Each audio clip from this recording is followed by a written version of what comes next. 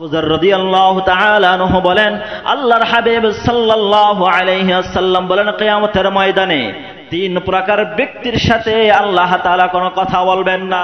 ওয়ালা ইয়ানজুরু ইলাইহিম, তাদের দিকে রহমতের দৃষ্টি দিবে না।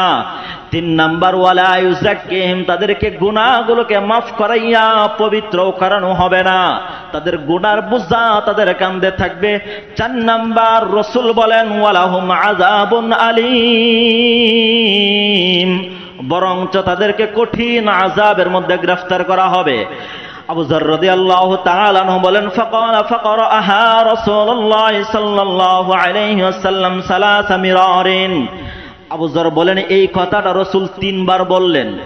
আমি তখন রাসূলকে বললাম, ক্বালা আবু যররিন খাবু ওয়া খাসিরু মান হুম ইয়া রাসূলুল্লাহ, যার সঙ্গে আল্লাহ তাআলা কথা বলবে না, যার দিকে আল্লাহ তাআলা তাকাবেও না, যাকে পবিত্র করবে না বরং আযাবের মধ্যে গ্রেফতার করবে, এই ব্যক্তি তো নির্ঘাত সে ক্ষতিগ্রস্ত হবে, ধ্বংস হয়ে যাবে।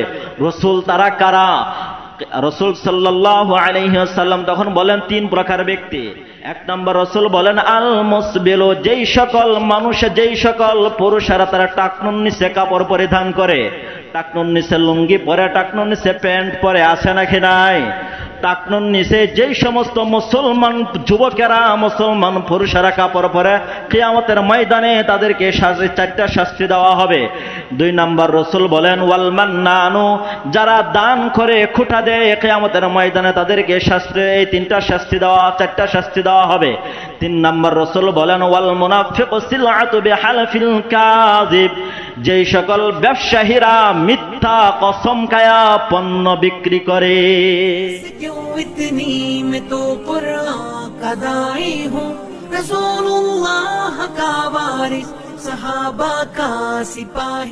দাম্পত্য জীবনের একজন স্বামী তার স্ত্রীর কাছ থেকে যে 20টি হক পায়, সেই 20 হকের মধ্যে 10 নম্বর হলো, স্বামী যদি আর্থিক দিক দিয়ে দুর্বল হয় আর স্ত্রী যদি সবল হয়, স্ত্রী যদি সবল হয়, স্বামী যদি দুর্বল হয়, তাহলে স্বামীকে সহযোগিতা করবে। এটা স্ত্রীরা স্বামীর কাছে, স্ত্রীর কাছে স্বামী পাও না।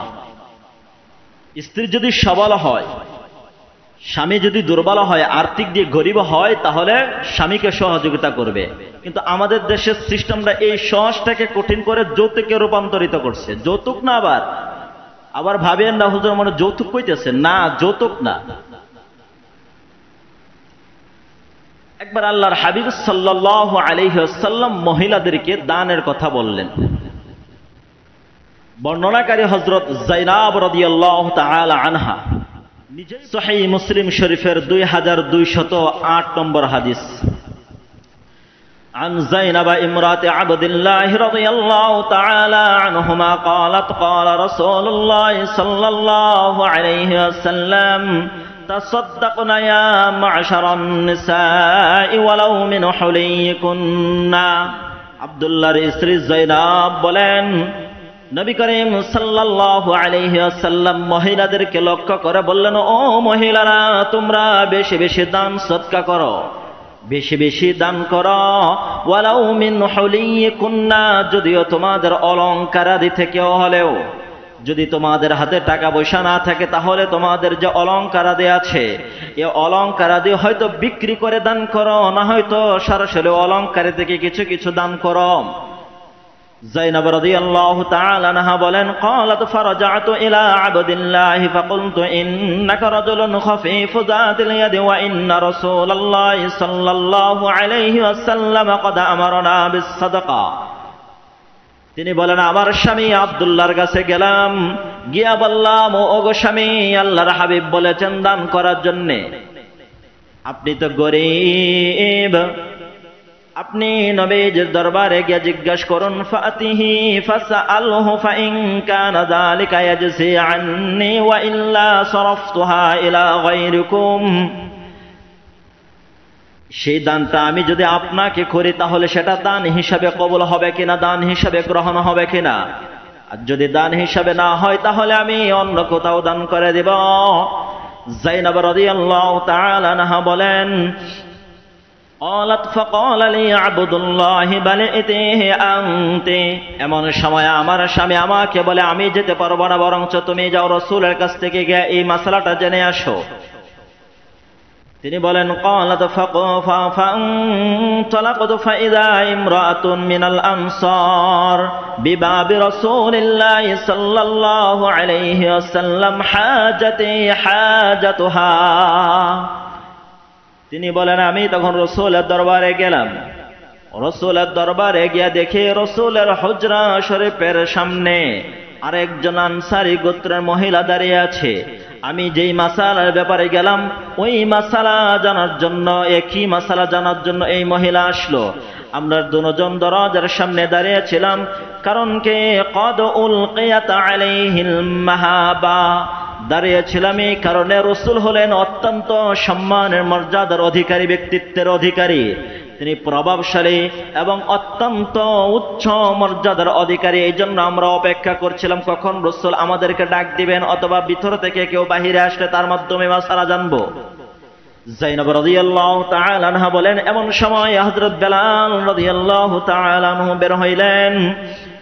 فقلنا له ائت رسول الله صلى الله عليه وسلم أن امرأتين بالباب تسألاني। এমন সময় বেলাল বের হলো। বেলাল বের হলে তাকে বললাম আপনি রাসূলের দরবারে যান, গিয়ে বলেন দুইজন মহিলা আপনার দরজার সামনে দাঁড়ানো আছে, তারা আপনার কাছ থেকে মাসালা জানতে চায়।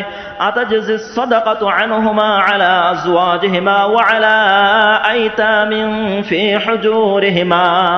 ওগো নবী জায়গায় জিজ্ঞাসা করো নবী যে আপনি যে দানের কথা বলছেন সেই দানটা যদি তারা স্ত্রীরা নিজের স্বামীদেরকে দান করে, তার ঘরে যে এতিম লালিত পালিত হচ্ছে ওই এতিমদেরকে যদি দান করে তাহলে সেটা দান হবে কিনা, এই মাসআলাটাকে রাসূলকে জিজ্ঞাসা করুন। ওয়ালা তুখবিরহুমান নাহনু, ও বেলাল আমাদের দুইজন মহিলার পরিচয় রাসূলের কাছ থেকে নিজের পক্ষ থেকে বলবেন না। قال فدخل بلال على رسول الله صلى الله عليه وسلم فسأله فقال له رسول الله صلى الله عليه وسلم من هما। বেলাল ভিতরে গেলেন, ভিতরে গিয়ে জিজ্ঞাসা করলেন নবীজি দুইজন মহিলা আসছে আপনার কাছ থেকে মাসালা জানার জন্য।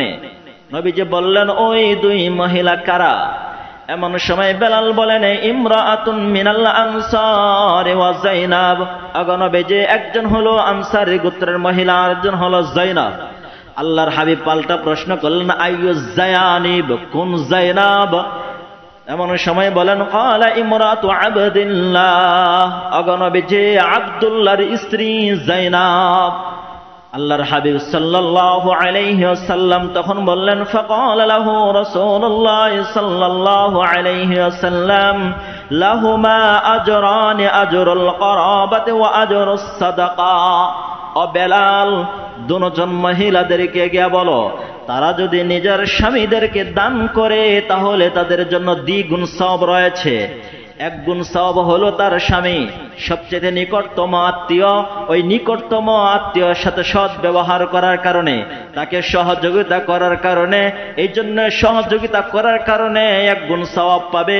আর এক গুণ হলো দানের সওয়াব, তাহলে সে দুই গুণ সওয়াব পাবে। বাহিরে দান করলে যে সওয়াব হবে এর চেয়ে ডাবল সওয়াব হবে তার স্বামীকে সহযোগিতা করলে।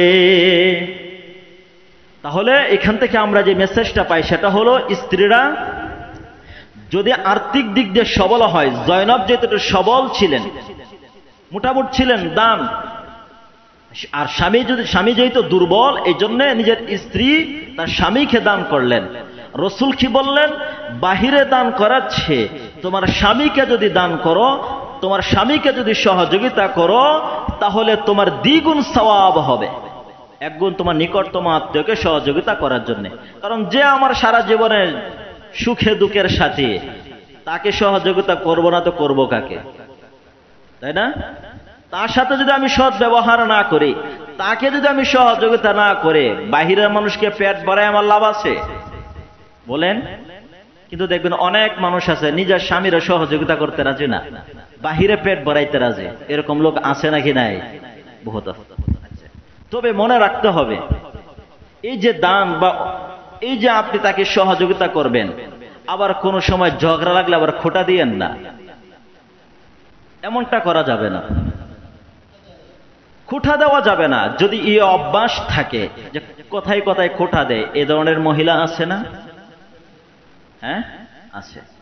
কিছু হলেই হ্যাঁ আমার সাথে বাঁধলো, মনে নাই আব্বা আমা তোমার এইটা দিছে ওইটা দিছে, আম্মা তোমার এইটা দিছে ওইটা দিছে, আমি তোমার এইটা ওইটা কত কিছু দিলাম, আবার আমার উপরে গলা উঁচু করে কথা বলো। এ ধরনের আছে নাকি নাই?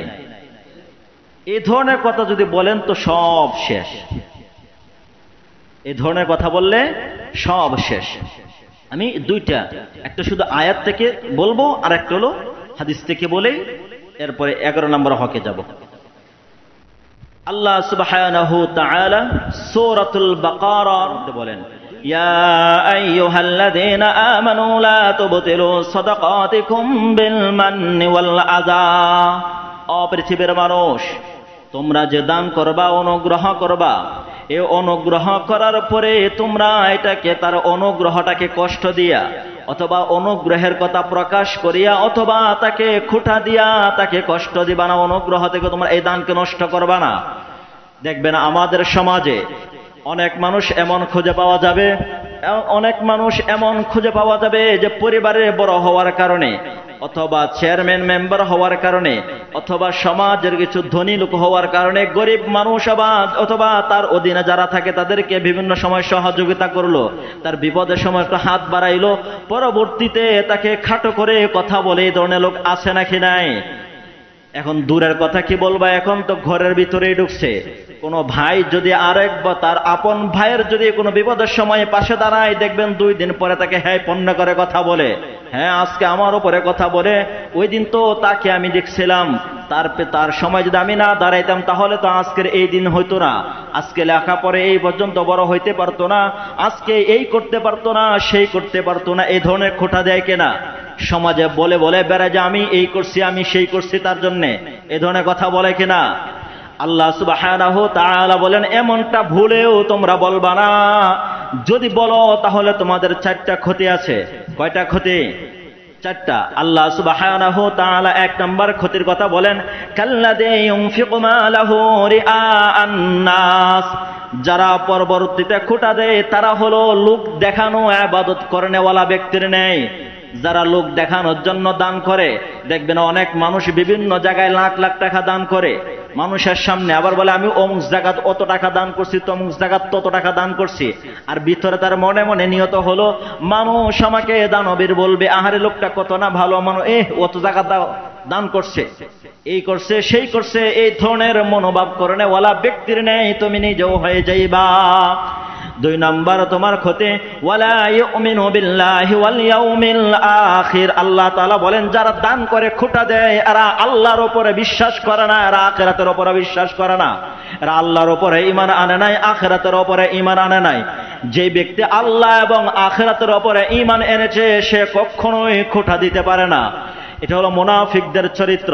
তাফসীরুল কোরআন আযীমের ভিতরে উল্লেখ করা হয়েছে, আল্লাহ তাআলা এটা কেন বললেন যে তারা ঈমান আনে নাই, অর্থাৎ মুনাফিকরা মুখে মুখে বলে ঈমান আনছে কিন্তু ভিতরে আসলে ঈমান আনে নাই।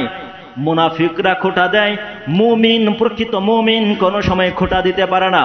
এই জন্য একজন পাক্কা নারী সে যদি ঈমানদার হতে চায়, পূর্ণাঙ্গ যদি ঈমানদার হতে চায়, মুনাফিকদের কাতার থেকে নাম যদি কাটাইতে চায়, তাহলে কোনো সময় অনুগ্রহ করে স্বামীকে খোঁটা দিতে পারে না, স্বামীকে খোঁটা দিতে পারে না।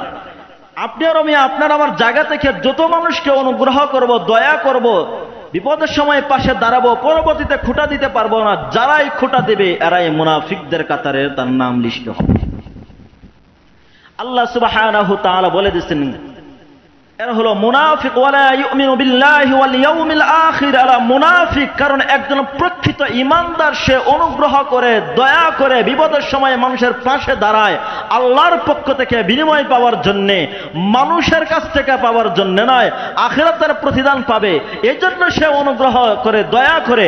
কিন্তু যে ব্যক্তি দয়া করে আবার খোঁটা দিল, সে কখনোই আল্লাহর উপরে এবং আখিরাতের উপরে ঈমান আনতে পারে না।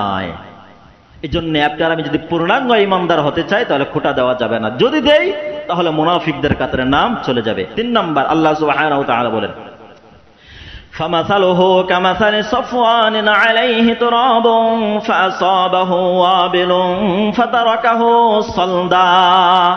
3 নাম্বার ক্ষতি হলো এরা হলো ওই সমস্ত পাথরের ন্যায় যেই পাথর ধুলাবালিতে একদম ঢেকে গিয়েছে, কোথাও আর খালি নাই, উপরে নিচে চতুর্দিকে ধুলা আর ধুলা। কিন্তু হঠাৎ করে মুষলধারে বৃষ্টি হলো, বৃষ্টি হওয়ার কারণে ওই পাথর থেকে ধুলাগুলো সরতে সরতে এক সময় ধুলাবিহীন হয়ে গেল।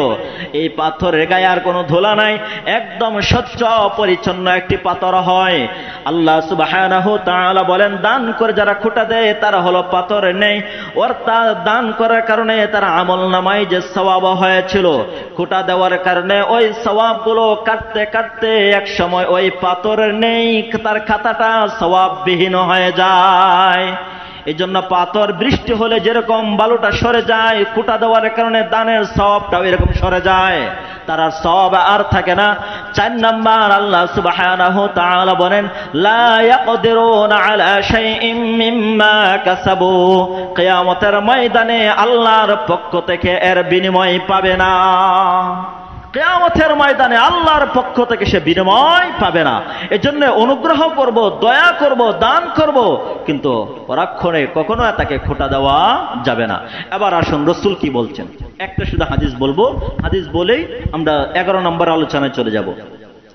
সহিহ মুসলিম শরীফের 194 নম্বর হাদিস, বর্ণনাকারী হযরত আবু যার রাদিয়াল্লাহু তাআলা আন, তিনি বলেন عن النبي صلى الله عليه وسلم قال ثلاثة لا يكلمهم الله يوم القيامة ولا ينظر إليهم ولا يزكيهم ولهم عذاب أليم। আবু যার রাদিয়াল্লাহু তাআলা আনহু বলেন আল্লাহর হাবিব সাল্লাল্লাহু আলাইহি ওয়াসাল্লাম বলেন কিয়ামতের ময়দানে 3 প্রকার ব্যক্তির সাথে আল্লাহ তাআলা কোনো কথা বলবেন না। 3 প্রকার ব্যক্তির দিকে 3 প্রকার ব্যক্তির সাথে কথা বলবেন না। ওয়ালা ইয়ানজুরু ইলাইহিম, তাদের দিকে রহমতের দৃষ্টি দিবে না। 3 নাম্বার ওয়ালা ইউযাক্কিহিম, তাদেরকে গুনাহগুলোকে মাফ করাইয়া পবিত্র করানো হবে না, তাদের গুনার বোঝা তাদের কাঁধে থাকবে। 4 নাম্বার রাসূল বলেন ওয়ালাহুম আযাবুন আলীম, বরঞ্চ তাদেরকে কঠিন আযাবের মধ্যে গ্রেফতার করা হবে। আবু যার রাদিয়াল্লাহু তাআলা আনহু বলেন ফাকরাআহা রাসূলুল্লাহ সাল্লাল্লাহু আলাইহি ওয়াসাল্লাম সালাসা মিরারিন। আবু যার বলেন এই কথাটা রাসূল 3 বার বললেন। আমি তখন রাসূলকে বললাম ক্বালা আবু যাররিন খাবু ওয়া খাসিরু মান হুম ইয়া রাসূলুল্লাহ, যার সঙ্গে আল্লাহ তাআলা কথা বলবে না, যার দিকে আল্লাহ তাআলা তাকাবেও না, যাকে পবিত্র করবে না বরং আযাবের মধ্যে গ্রেফতার করবে, এই ব্যক্তি তো নির্ঘাত সে ক্ষতিগ্রস্ত হবে, ধ্বংস হয়ে যাবে। রাসূল তারা কারা? রাসূল সাল্লাল্লাহু আলাইহি ওয়াসাল্লাম তখন বলেন 3 প্রকার ব্যক্তি। 1 নাম্বার হলো আল মুসবিল। 1 নাম্বার রাসূল বলেন আল মুসবিল, যেই সকল মানুষ, যেই সকল পুরুষেরা তারা টাকনুর নিচে কাপড় পরিধান করে, টাকনুর নিচে লুঙ্গি পরে, টাকনুর নিচে প্যান্ট পরে, আছে নাকি নাই? টাকনুর নিচে যেই সমস্ত মুসলমান যুবকেরা, মুসলমান পুরুষেরা কাপড় পরে, কিয়ামতের ময়দানে তাদেরকে 4টা শাস্তি দেওয়া হবে। 2 নাম্বার রাসূল বলেন ওয়াল মান্নানু, যারা দান করে খোঁটা দেয়, কিয়ামতের ময়দানে তাদেরকে শাস্তি, এই 3টা শাস্তি দেওয়া, 4টা শাস্তি দেওয়া হবে। 3 নাম্বার রাসূল বলেন ওয়াল মুনাফিকু সিলআতু বিহালফিল কাযিব, যেই সকল ব্যবসায়ীরা মিথ্যা কসম খায়া পণ্য বিক্রি করে। এই 3 প্রকার ব্যক্তির দিকে কিয়ামতের ময়দানে আল্লাহ তাআলা তাকাবেও না, কথাও বলবে না, পবিত্রও করবে না, বরং আযাবের মধ্যে গ্রেফতার করবে। তবে এই 3 প্রকার ভিতরে যেটা আমি বলতেছিলাম সেটা হলো দান করে যারা খোঁটা দেয়। এজন্য আমরা স্বামীকে আমরা অনুগ্রহ করব, স্বামীর উপরে আমরা অনেক সময় যদি দুর্বল থাকি, আমি যদি সবল থাকি, তাহলে তার উপরে আমি দয়া করব, সৎ ব্যবহার করব, তাকে সহযোগিতা করব, কিন্তু কোনো সময় খোঁটা দেওয়া যাবে না। যদি দেই তাহলে এই সকল আযাবের মধ্যে গ্রেফতার হতে হবে।